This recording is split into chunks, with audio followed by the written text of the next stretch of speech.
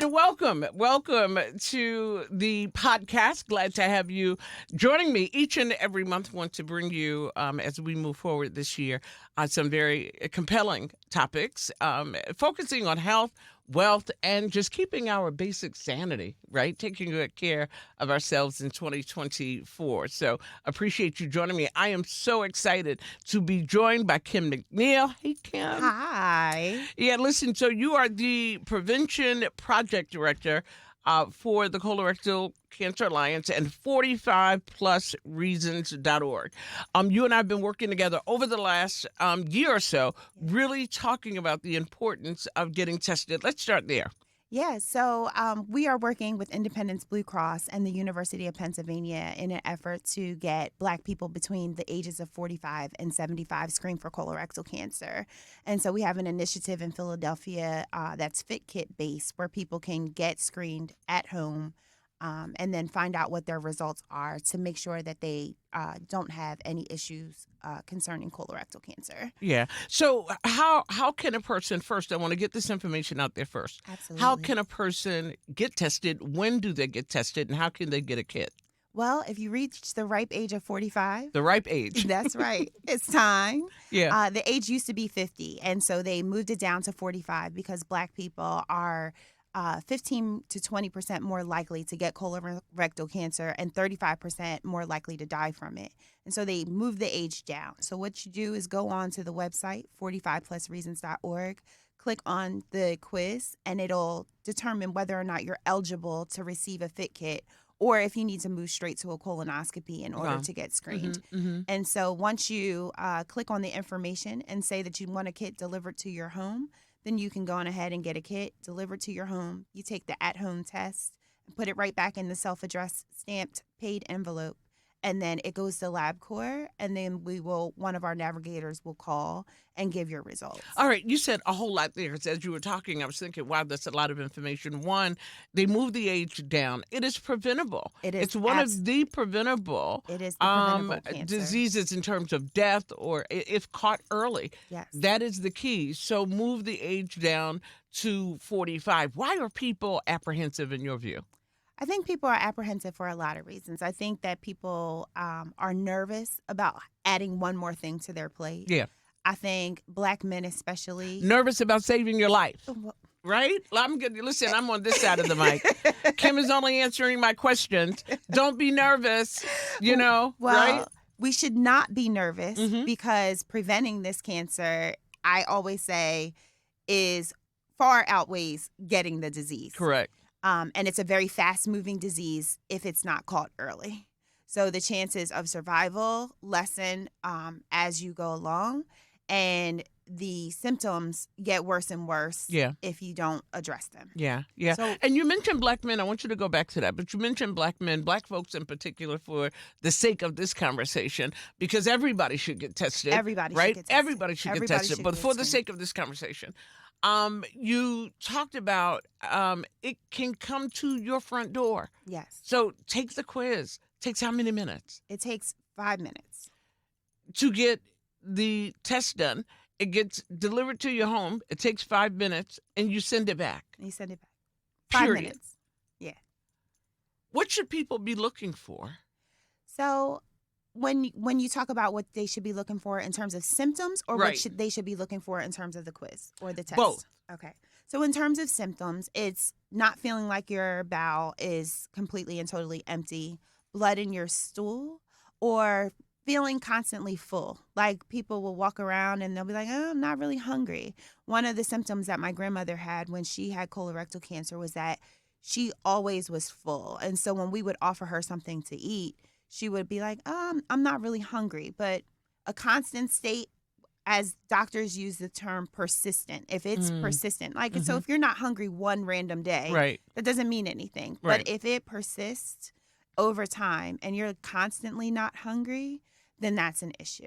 All right. So I want to let people know as well that March 1st is Colorectal Cancer Month. It is. And a number of events going on for the month of March. Yes. Let's start with March 1st. So on March 1st, it's the Philadelphia Dress in Blue Day. So we're just asking people in honor of colorectal cancer survivors and people who have passed away from colorectal cancer to dress in blue or wear something blue on that day. They at the University of Penn at the Perelman Center, they will be handing out kits and providing information to individuals that are located on the Penn campus. And then also on March 18th, we will be hosting at the 76ers game. It's the 76ers versus the Miami Heat, and we'll be out in the vestibule handing out information. We won't be handing out kits that day because there's just too many people, but we will definitely have information on how to get right back to us. You know, I got to, so last year, right, the walk was amazing. Can you talk about that a little bit? Yes. So every year, Philadelphia hosts a colorectal cancer walk. It has been down at the riverfront in the past on Boathouse Row. We are trying to figure out where the location is just because it's getting larger and larger. It was great attendance. It was absolutely great attendance. However, I would say that Black people don't represent the walk as much as other groups of people. And so what I would want to see for next year is to see, more of us at the walk because this issue of this specific cancer concerns us more than any other group of people. Well, let me just give you my commitment now in advance of the walk that we, I'll get you back on and really let folk know about the walk, how they can register and to show up that day. I could tell you as a breast cancer survivor and being an advocate for a lot of people, but again, specifically for this conversation, we don't like to deal with things until we're faced with it. Right? That is absolutely right. true. And not until you're faced with it, you say, oh, there's a big toe, stub your toe organization. You know what I mean? So let me go to the big toe, stub your organization walk. And then we're there. Yeah. But it is always good because there's a lot of great information that's passed out there. Absolutely. And you just mentioned, for example, your grandmother, sorry to hear of your family's loss.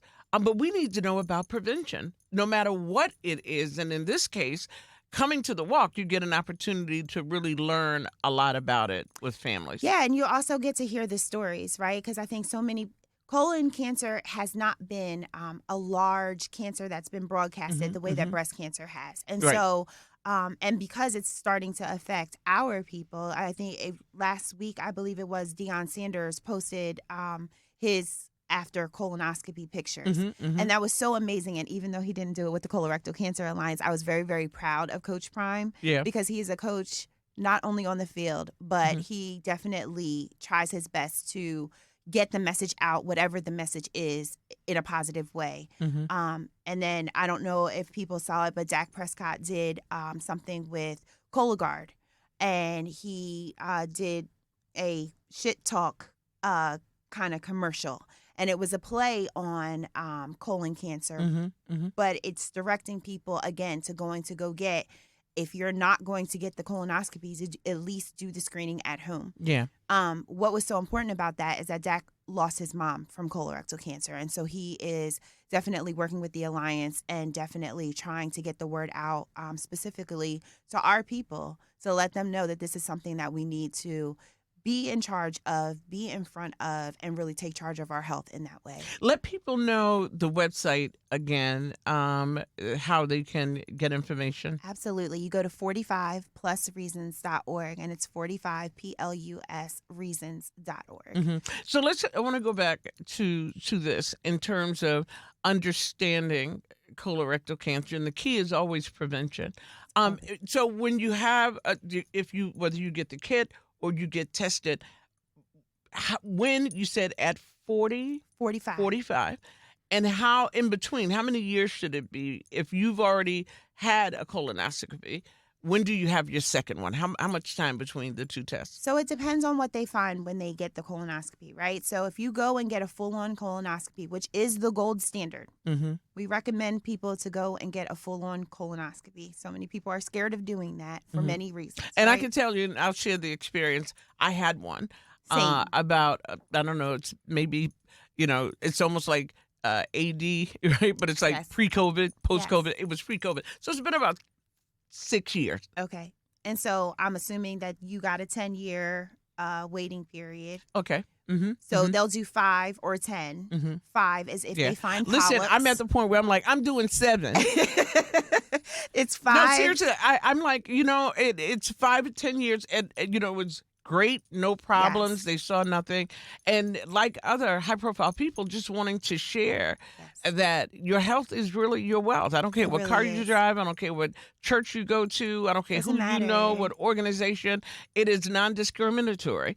And talking about it lets people know. Just doing my exam, and my doctor said, have you ever had a colonoscopy? And I said, no. At that time I was very mature, right? And she said, let's get you your first colonoscopy, and just going through the process. Well, I mean, it was no different than a pap smear. And actually, that was easier than a pap smear. Yeah, because you're asleep. Right. You're completely And asleep. and when I understood, really good sleep at that. right, and when I understood the impact of the colonoscopy, colon cancer, that it was, it's beatable, I actually talked to my family members about it. So I'm so excited to be working with, 45 plus as well, to get the word out to our community, because it is preventable. It is. Last year I turned 45, and I'm calling out all of my colleagues and Hamptonian friends. It is definitely time. Y'all are my age. It's time to go get screened. Yeah. It's so important. I just had a conversation with my best friend, and she hasn't done it yet. And I'm like, well, what is the fear? Yeah. And then I will fly out to Detroit and come Right. and be with you if that's what we need to do. Yeah. Right. And don't fear fear. Right. Don't fear fear. Don't become paralyzed by fear. Yeah. And I've talked to people relative to whatever the cancer might be or illness it might be. My uncle had it. My dad had it. My aunt had it. And there's a fear. Then that should be more of your reason to go get tested. Yeah, do the advanced screening. Frankie, I could tell you that, yes, you might have some apprehension or a little nervousness, but I cannot imagine the fear of being told that you That's right. actually had the disease and you could have prevented it. Correct. Or the fear of what the treatment would be like. Correct. And how devastating and how life-changing it is, because even when they can catch it and even when they can, stop it where it is, you have life-changing effects from that for the rest of your life. Yeah. And so I think that when we talk about this fear, it's like you have a fear of taking a pause and finding something out that you didn't know before. Yeah. But there's a greater fear that comes along with that. People say, oh, well, I can't take time off of work. But can you imagine if You'll be forced to. Right. If you have to get chemo, you're going to take a lot of time off of work, right? So you have to balance out what does that actually look like. And let's just, you're so kind. This is FrankieDarcell.com with this comment. We pause to go to concerts, and we fit it into our calendar. Yeah. We pause to go shopping, and we fit it into our calendar. We pause to take trips, go to dinner, stay up late, go to work. We pause for all of those things. We have to pause for self. We do. We have to pause for self. I'd rather do it and not have needed to than to have needed to and not have done it. Absolutely. I think there's we were talking about Black men. I think Black men have an issue because it's your butt, right? Like we don't talk about all those things. I also think that there is a larger issue going on in our country, and it deals with health equity and how diverse groups of people really do have issues with healthcare. It's the fear of, well, if I do this, is this a part of some weird experiment, right? Because Black people, we know that, the healthcare system has not always been kind to us. I think it's also the fact that not everybody has the same kind of healthcare or the same access to healthcare or the same access to doctors. Yeah. So a part of taking charge of our health is really a part of a bigger initiative. This program is a health equity initiative. There's tons of them going on in the city, but the colorectal cancer one is the largest one in the city. Greg Devins in IBX thought that it was imperative because out of all of the states, if they looked at 48, Philadelphia was 46 on the list of individuals not going to go get their colonoscopies and getting taken care of in that manner post-COVID. And so it's really important to the nation at large, but it is very important to the city of Philadelphia. And so it's really important because what we're finding is that this disease is attacking individuals younger and younger. So the early onset issue is an issue. the access to healthcare is an issue. People not going to the doctors and just kind of going to their grandma with their home health remedies is an issue. Mm-hmm. It's time for us to really take charge of our health, to go to doctors. If you don't like your doctor, trust me, there's 8 million of them. Go find another one. Right. I mean, if you're a Black person, Advocate for your health. yes, if there's a Black person and you want a Black doctor, you can go. We Google everything. Mm-hmm. Go to Google and go look at Black doctors in the city and find a doctor that's suitable for you. Yeah. Kim McNeil is my guest, and as we get ready to wrap up, I want to make sure that we touch on all the very important areas that you want to share with our audience. So go right ahead.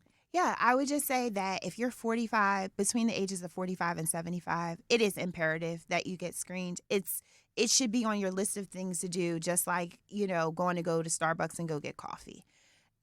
You make the time, you get screened. 50 chances to 1, you're going to be just fine. And having a positive fit does not mean that you have colon cancer. It means that the doctors need to take a deeper dive into your colon to find out if you have any precancerous cells inside of your colon that can be removed, which makes the disease preventable. Colorectal cancer is the preventable disease. It is something that we do not have to walk around with.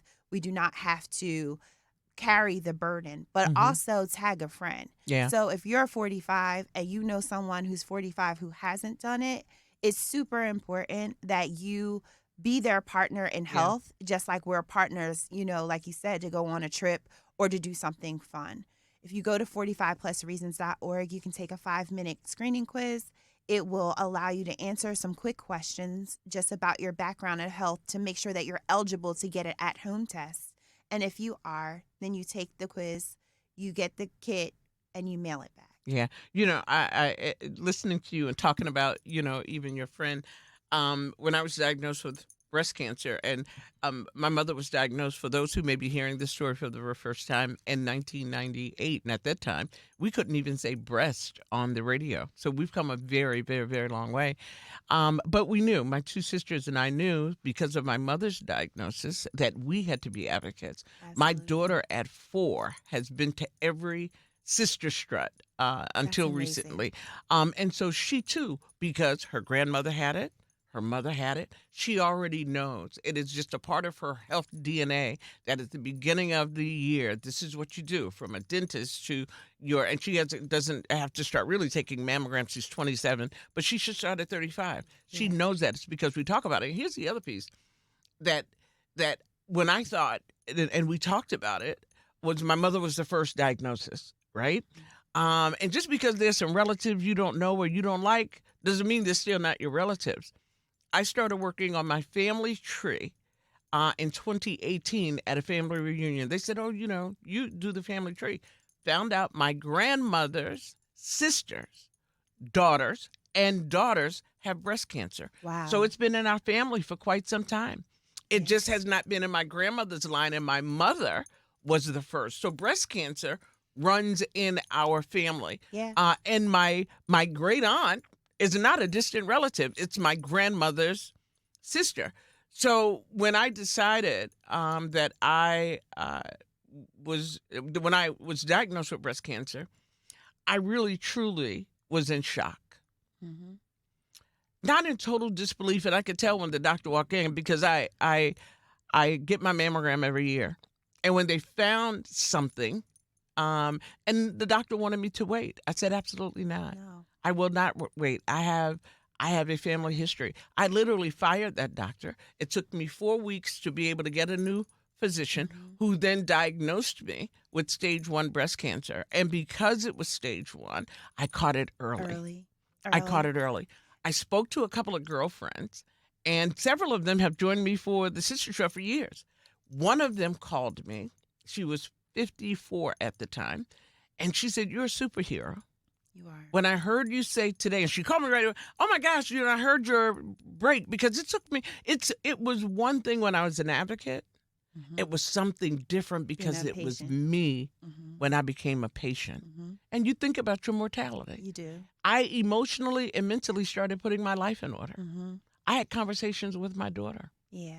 I talked about, and I do have a living will, and I talked about specifically with her, this was going to happen. This is what the deal is. And but I fought it with tooth and nail. I would not give it life. Never missed a day of work. With the exception of my surgery, which I had on Thursday. I didn't come to work Friday. But 7 weeks of between the surgery and the radiation. When I started my radiation, praise God, there was nothing in my lymph nodes. So there was nothing to spread. And I was determined that I was going to keep doing the devil is a liar. Yes. Absolutely. And I laid on that table every morning for 45 minutes for an entire 6 weeks. During that time, I had my radiation treatment. My physician was in Detroit. I flew from Detroit to Atlanta to go to an event my daughter had. Went to her event, celebrated with her, got back on a plane, went to Detroit. Next morning, I was back on that table. Yeah. I did my last treatment on that Tuesday morning. She flew into Detroit Wednesday night.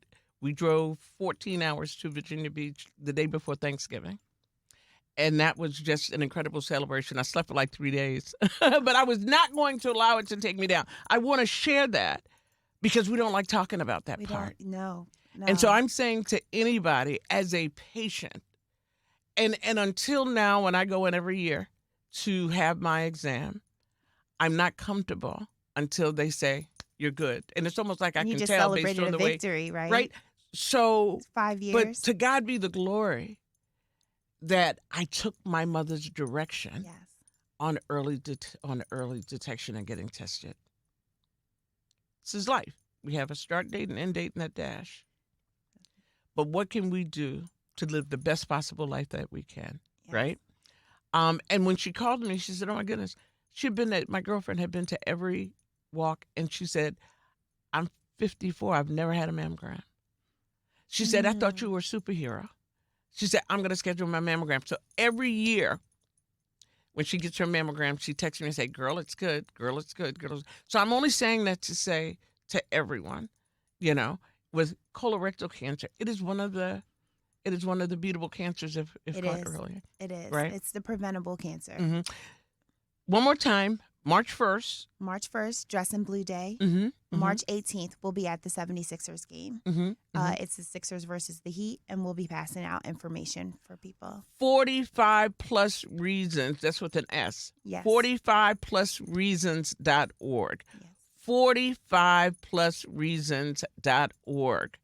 Go on, take the quiz. Yes. Once you take the quiz, it will determine whether or not you should receive the kit. Exactly. The kit will come to your house. Literally.